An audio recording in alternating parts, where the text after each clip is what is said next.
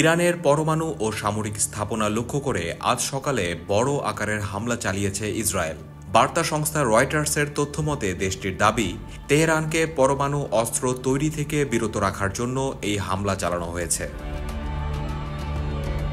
ইরানের গণমাধ্যম ও প্রত্যক্ষদর্শীরা বেশ কয়েকটি অবস্থানে বিস্ফোরণের তথ্য দিয়েছেন, যার মধ্যে তেহরানের মূল ইউরেনিয়াম পরিশোধন কেন্দ্রও ছিল।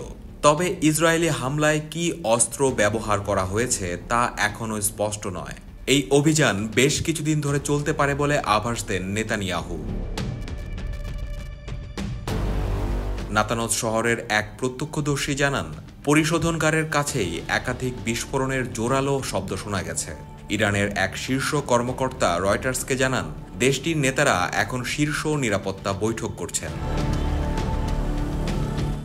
ইরানের রাষ্ট্রীয় টিভি জানিয়েছে, তেহরানের বেশ কয়েক জায়গায় একাধিক বিস্ফোরণের শব্দ শোনা গেছে এবং আকাশ হামলা প্রতিরক্ষা ব্যবস্থাকে পূর্ণ সতর্কাবস্থায় রাখা হয়েছে। এক ইসরায়েলি সামরিক কর্মকর্তা জানান, ইসরায়েল ইরানের 12 থেকে 15টিরও বেশি পরমাণু ও সামরিক স্থাপনা লক্ষ্য করে হামলা চালাচ্ছে। ইসরায়েলের প্রতিরক্ষামন্ত্রী এক বিবৃতিতে বলেন, ইরানের বিরুদ্ধে আত্মরক্ষামূলক পূর্ব পরিকল্পিত হামলা চালিয়েছে ইসরায়েল, যার ফলে ইসরায়েল ও তার বেসামরিক জনগোষ্ঠীর বিরুদ্ধে অবিলম্বে ইরানের পক্ষ থেকে ড্রোন ও ক্ষেপণাস্ত্র হামলা হতে পারে।